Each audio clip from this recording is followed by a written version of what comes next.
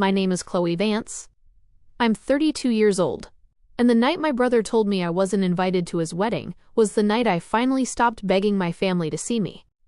It's only for the closest family, he said, and then he laughed. He said it casually, like he was canceling dinner plans, not cutting his own sister out of a wedding reception being held inside the $572,000 house I bought for him. I remember staring at my phone, rereading the message while traffic crawled past my office in downtown Boston, trying to decide which hurt more, the words themselves or how easily he said them.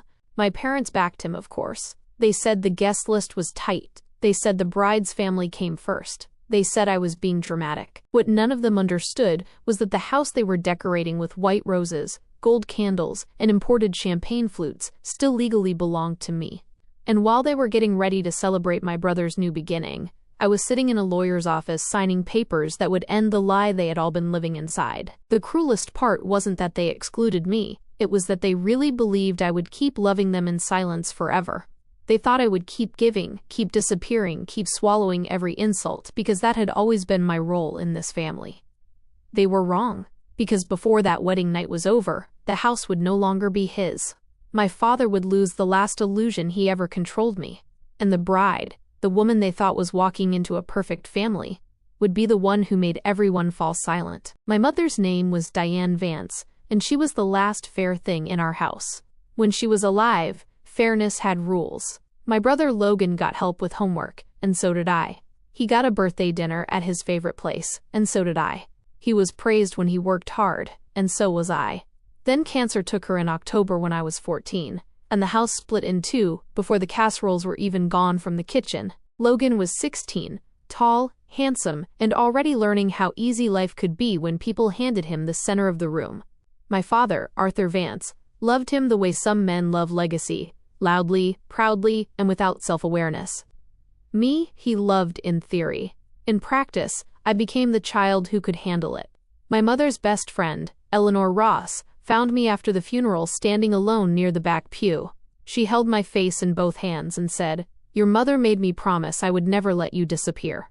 At 14, I thought she meant emotionally.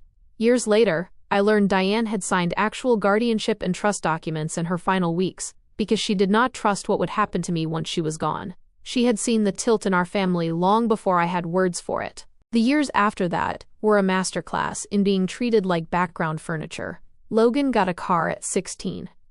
I got told the bus still ran. Logan's room got repainted twice. I wore a winter coat with a broken zipper for 3 months, because asking for a new one felt like asking for a favor from the wrong bank. One night in high school, I asked my father for money for textbooks, and he said without looking up from the television, "Ask your brother."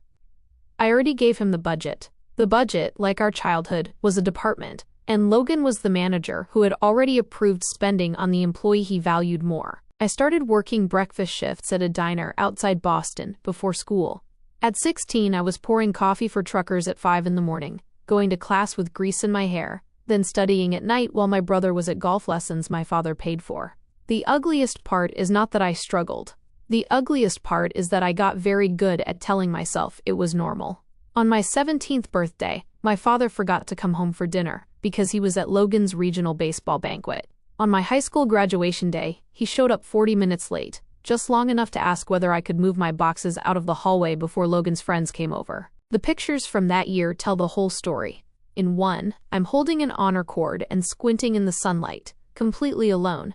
In another posted the same day on my father's social media, Logan is smiling beside him at a sports bar with the caption, "Proud of my boy." That became the rhythm of my life. At 19, when I made the dean's list, nobody called. At 21, when I passed my licensing exam, my father left me a voicemail 6 days later that began with, "Hey, quick question. Do you know a good lender? Logan's thinking of refinancing his car."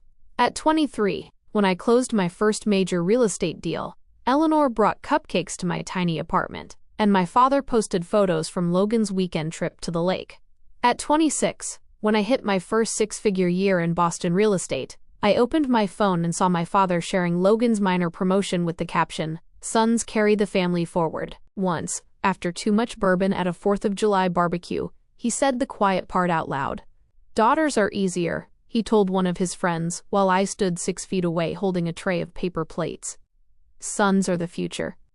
I don't think he even realized I heard him. Or maybe he did, and assumed I would do what I had always done. Swallow it, smile, and clean up after them. There were nights I almost quit. New England winters are brutal when you're young and broke and too proud to ask for help. I lived above a laundromat for 2 years, slept with a space heater humming beside my bed, and learned to budget by deciding which bill could survive being late. Eleanor offered me money more than once.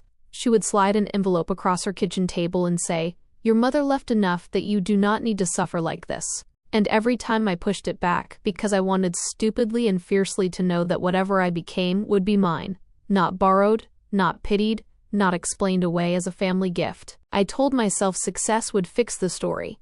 If I worked hard enough, built enough, earned enough, surely they would have to see me. Surely competence would become love's translator. Instead, success only made me useful. The more stable I became, the more my family looked at me the way people look at a generator during a power outage, not as a person, but as a resource. I thought becoming strong would make them respect me. It only made them more comfortable asking me to carry what they had no intention of carrying themselves. I thought success would finally make them see me. Instead, it only taught them how much they could take. The call came when I was 29, and closing deals fast enough that my weekends barely felt real. My father had not called in almost 3 years. No birthday check-in, no Thanksgiving invite, no how are you, just silence. Then one Wednesday afternoon his name lit up my phone like nothing had happened. "Your brother needs a proper place," he said after less than 30 seconds. "He's serious about a girl from a good family. Renting doesn't look stable. Help him out. Not, would you consider it? Not if you can help him out." It was like I was being asked to pick up milk on the way home. The girl was Meredith Sterling, daughter of a wealthy Boston family with country club ties, board memberships, and the kind of polished old Massachusetts social power my father had always admired from a distance. I knew exactly what he wanted. Logan needed a better life stage, and I needed to pay for the set. There is a particular kind of humiliation in realizing the first time your family truly believes in your financial success is the moment they can use it for someone else. I wish I could say I laughed and hung up. I didn't. Some bruised part of me still wanted the miracle. Maybe if I did something big enough, generous enough, undeniable enough, the math would change. Maybe if I gave my brother a house, I would stop being the daughter who made it on her own and become the daughter they were proud to claim. So I bought a 4-bedroom colonial in Wellesley, Massachusetts, with a deep yard, a renovated kitchen, and enough polished charm to impress people who equated granite countertops with character. The price was $572,000. I paid cash. I kept the deed in my name, which was the only smart thing I did, and that happened because Eleanor sat across from me at dinner, narrowed her eyes, and said, "If you are determined to do something this reckless, at least do not surrender legal reality along with emotional dignity." She made copies of every document and put one set in her safe. Logan moved in a week later. He hugged me in the driveway, called me the best sister in the world, and never once asked why none of the paperwork had his name on it. Looking back, that should have told me everything. At first, the erasure was gentle enough to explain away. Thanksgiving was small this year. Christmas was at Meredith's parents' place, because her family had already planned everything. My father's birthday dinner was just immediate people. Then the omissions became visual. On the 4th of July, I drove by the house on my way to a client showing, and saw Logan in the yard, grilling beside a giant banner that read, "New home with Meredith" under string lights, her friends taking photos, my father laughing on the patio like he had purchased every brick with his bare hands. Nobody had invited me to the housewarming for the house I bought. A month later, a client meeting ran long in that neighborhood, and by accident or instinct, I passed the street again. There was a Sterling family SUV in the driveway, catered trays visible through the front windows, and Logan standing on the porch, telling a group of guests, "Meredith really made this place feel like ours." Ours. That word did something ugly inside me. Not because I wanted credit in a loud public way, but because I realized he was speaking ownership into existence over and over until everyone around him accepted it as truth. Then came the social editing. Meredith posted a Christmas photo from the staircase I had chosen at closing because it reminded me of the kind of warm home my mother would have loved. In the caption, she wrote, "Just a quiet family holiday in our home." My father commented with a heart, and the words, "So proud of the life you two are building," My name was nowhere in the post, nowhere in the comments, nowhere in the story of how that house existed. A few weeks later, a friend sent me a screenshot of Logan on social media answering a college buddy who asked how he managed to buy so young. "Family helped," Logan wrote. "Dad made it happen." I stared at that sentence so long my screen dimmed. Not only had he erased me, he had reassigned my sacrifice to the one person who had spent half my life, making sure I understood I ranked second. The deepest wound came from something stupidly small. I had once picked out a navy front door wreath for that house because Logan said Meredith liked understated decor. The next fall I drove past and saw Meredith had replaced it with a monogram wreath bearing an elegant S&V for Sterling and Vance. Not Chloe, not even neutral. A symbol, literal and public, announcing who counted in that home and who did not. I remember gripping the steering wheel and asking myself a question that embarrassed me by how long it had survived.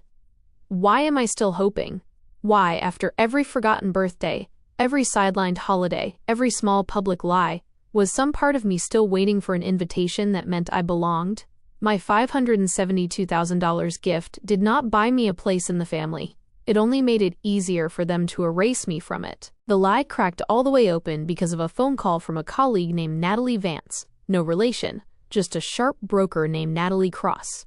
Natalie had worked enough local closings with me to know the difference between nosy gossip and information someone had a right to hear. "Chloe, this is awkward," she said one evening. "But a man I'm pretty sure is your brother asked a real estate attorney about a quitclaim deed and long-term ownership claims on an occupied property." I went cold. A quitclaim deed meant Logan wasn't content to act like the house was his. He wanted the paperwork to catch up to the lie. I said almost nothing on the call, thanked her, then drove straight to Eleanor's house. She listened without interrupting, then disappeared into her office and came back with my file. Deed, tax receipts, insurance. Every proof of ownership was in perfect order. "Your mother did not leave me all this paperwork because she trusted your father to do the right thing," she said quietly. "She left it because she knew he might not." That was the night Eleanor finally showed me the copy of the guardianship instructions my mother had signed. In one margin beside my name, Diane had written in pen, "She will try to earn love by overgiving." Don't let that destroy her. I had to sit down after reading it. My mother had predicted me with terrifying accuracy. What followed was a montage of evidence that turned my stomach because it was so methodical. Logan had untagged me from old family photos. Meredith had referred to my father as the one who helped us build our home. A mutual acquaintance told me Logan introduced himself at Meredith's engagement dinner as basically an only child.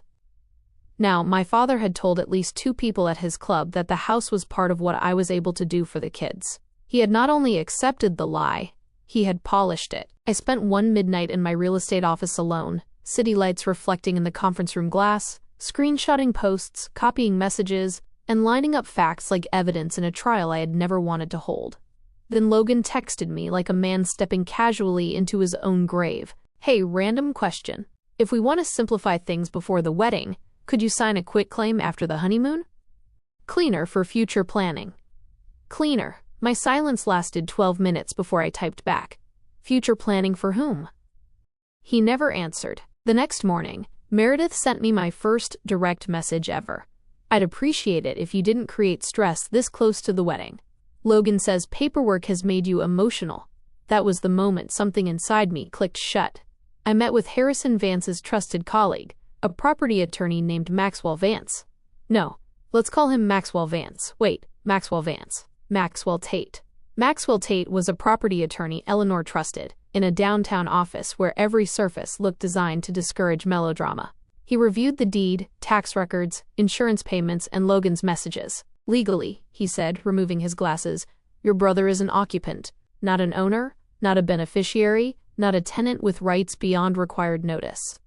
An occupant." I asked the question that had been forming all night. "If I sell it, can he stop me?" Maxwell didn't even hesitate. No. He found a buyer faster than I expected.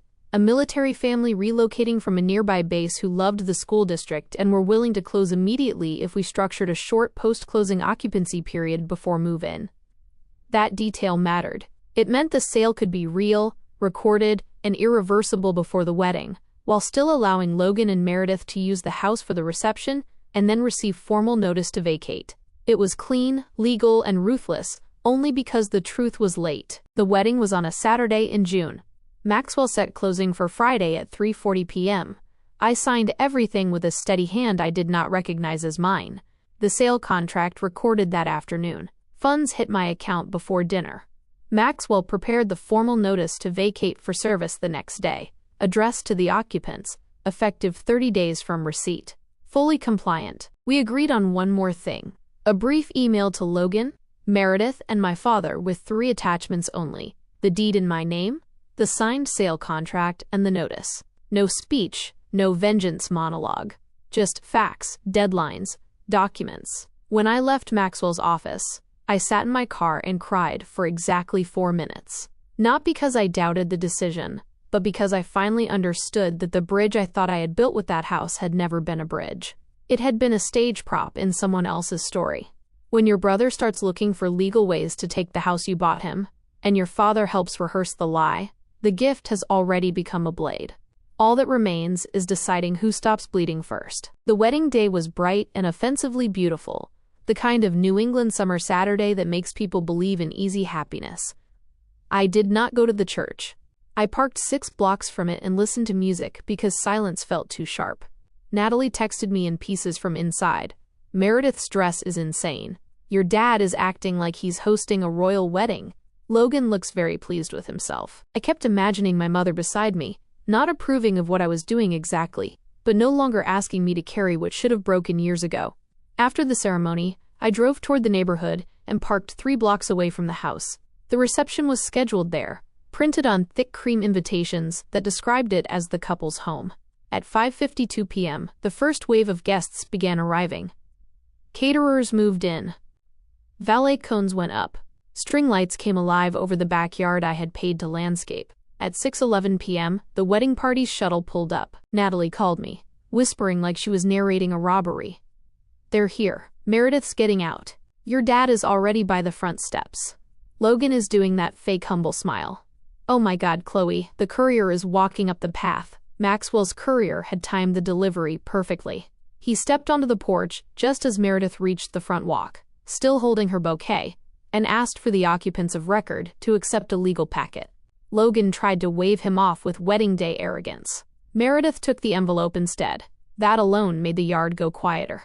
Brides are allowed to open anything handed to them on their wedding day. No one questions it. She scanned the first page, frowned, then opened the second. Natalie stopped whispering and said very softly, "Oh my God." Meredith looked up at Logan and asked, not loudly, but clearly enough that the front half of the guests heard it, "Who is Chloe Vance?" Nobody moved. My father started forward. Logan reached for the papers. Meredith took one step back in her wedding dress, kept the packet in her hand, and asked again, sharper this time, "Who is Chloe Vance? And why does this deed say she owns this house, and that it was sold yesterday?" That was the silence. Not dramatic movie silence, but the real kind. Shoes on stone, ice clinking, a musician stopping mid-note because even he could feel the air shift. At 6:19 p.m., while they were all still frozen on the front walk, I sent the email. Subject line: Property records. Body: the property closed on June 14th. Attached are the recorded deed showing my ownership, the signed sale agreement, and the formal notice to vacate within 30 days. I wish you both a long and honest marriage. Chloe, Natalie texted 1 second later. Your father just checked his phone. Then Logan looks like he might pass out. Meredith is reading the email now. I sat in my car with both hands on the wheel, feeling neither triumphant nor shattered, just incredibly still. In the house, champagne was chilled. In the yard, 200 guests waited for a reception that had just turned into a reckoning. While they were raising glasses to the future, I had signed papers that ended the role they wrote for me. While they were arriving at the house they thought was part of their perfect story, the truth was already standing on the porch. In the middle of their celebration, I had done the one thing my family never believed I would do. I had chosen myself. Natalie's call that night lasted 43 minutes, and I remember every detail because revenge, when it is real, is rarely a single explosion. It is a structure collapsing beam by beam while everyone watches. Meredith stood on the front walk with her veil pinned over one shoulder, rereading the deed as if the paper might change if she stared long enough. Logan tried first for speed. "Chloe's my sister," he said too fast. too casual, already sounding guilty. She helped us temporarily. It's complicated. My father stepped in with the tone he used when he believed volume could replace truth. Today is not the day for legal confusion. We will sort this out. Meredith ignored him. She looked at Logan and said, "You told my parents your father helped you buy this house. You told me this house was effectively yours. You told me you had no sister close enough to invite. Why is her name on the deed?" Logan's mouth opened and closed without anything useful coming out. Meredith's mother, Victoria Sterling, reached the porch by then, accepted the packet from Meredith, and read enough to understand the disaster within seconds. According to Natalie, Victoria's face went from social politeness to aristocratic contempt so quickly it was almost elegant. "The reception can wait," Victoria said. "The explanation cannot." They moved the confrontation from the front walk into the foyer, but the open double doors and the halted guest flow meant half the reception heard fragments anyway. "She's dramatic. That's not what happened. Dad, say something, and then, why does the deed say it's only for the closest family?" Meredith repeated that exact phrase because Logan, in his panic, admitted he had said it to me. Natalie said Meredith's expression changed at that line, not into tears, but into clarity. She removed her wedding bouquet ribbon from her wrist and handed the flowers to a bridesmaid without looking away from him. "You told your own sister she wasn't close enough for your wedding," she said, "after she bought you this house." The bridesmaid didn't even know where to put the bouquet. My father tried to turn it into an attack on me. "Chloe has always made things theatrical," he said. Meredith didn't raise her voice when she answered, which is probably why it landed so hard. "No, Arthur. She made things legal. You made things shameful." At that point, Victoria took complete control of the room.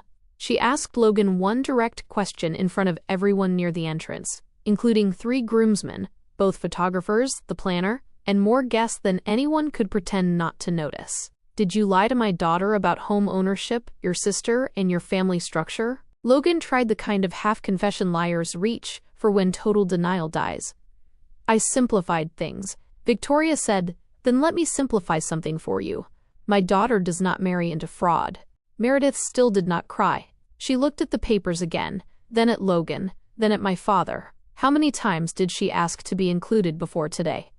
she asked. Nobody answered. That silence answered for them. Meredith took off her wedding ring, technically not yet her legal ring, just the band Logan had slid on in church an hour earlier, and placed it on the foyer table beside the notice to vacate. "Natalie told me you could hear the metal tap the wood. That tiny sound broke whatever illusion was left." The room went completely still. Even the caterers in the kitchen stopped moving. Meredith did not leave him at the altar. She did something worse. She stayed present and fully conscious while his image died. She turned to the guests gathering in uncomfortable clusters and said, "I'm sorry you drove here under false pretenses. Please eat if you'd like. But before anyone toasts this marriage, I need it understood that the house attached to this reception belongs to the sister who was excluded, and that information was hidden from me." It was not screaming. It was disclosure. In a family circle built entirely on reputation, disclosure is a public execution. Natalie said you could practically feel people resorting every conversation they had ever had with Logan.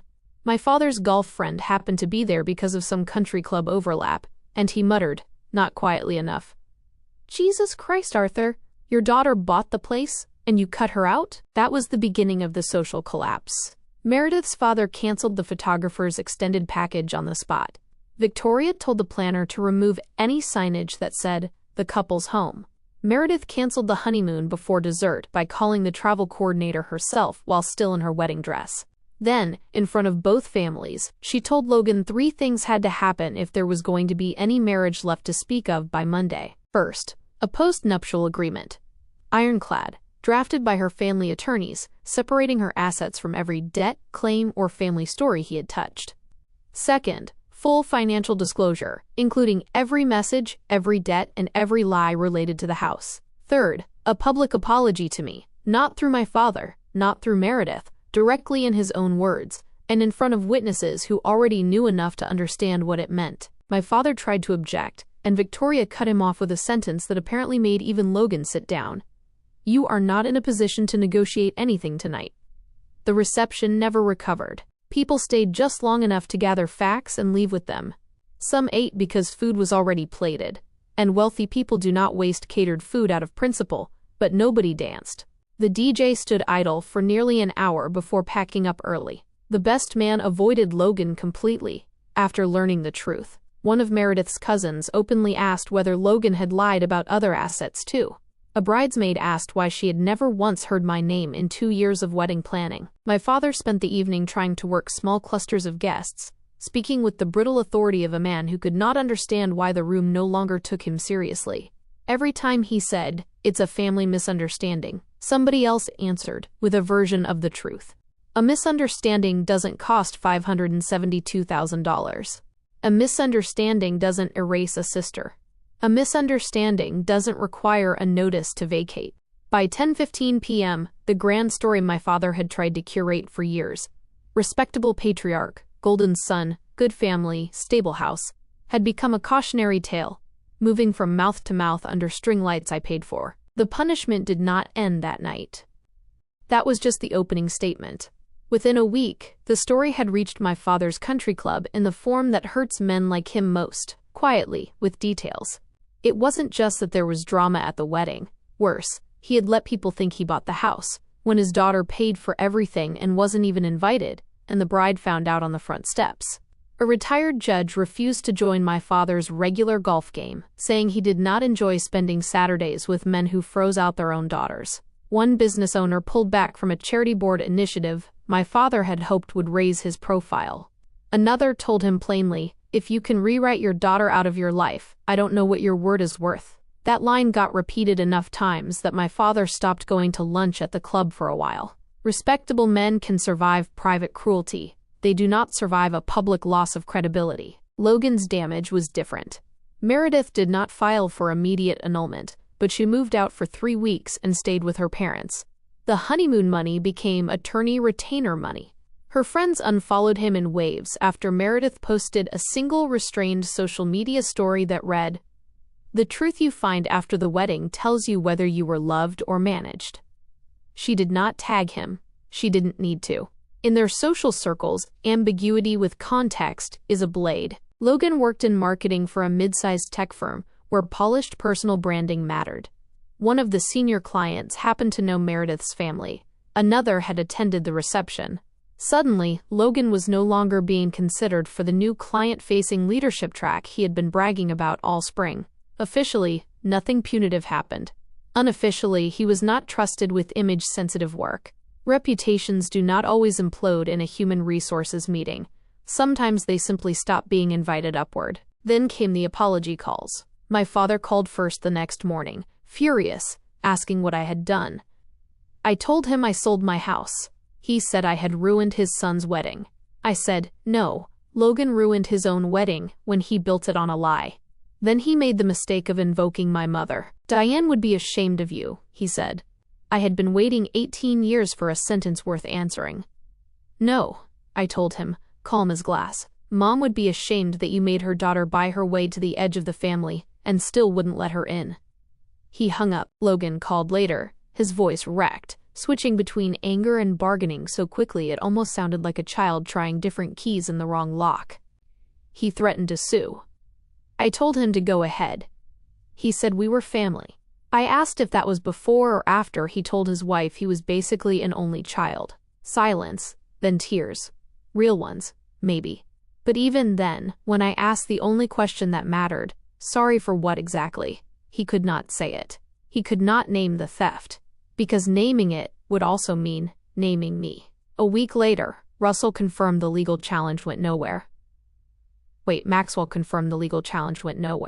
Logan's attorney reviewed the documents and told him the truth in one sentence. You have no claim. 30 days after the wedding, Logan and Meredith moved out of the house. The new owners painted the front door a deep red. Natalie sent me a picture, and I stared at it for a long time. I was not joyful. That surprised me. I had imagined revenge as heat. Instead, it felt like emptiness followed by air, lighter, but strange. In the weeks after the wedding, I kept waiting to feel victorious. I didn't. What I felt first was quiet, the kind of quiet that comes when you stop begging people to love you the way they should have all along.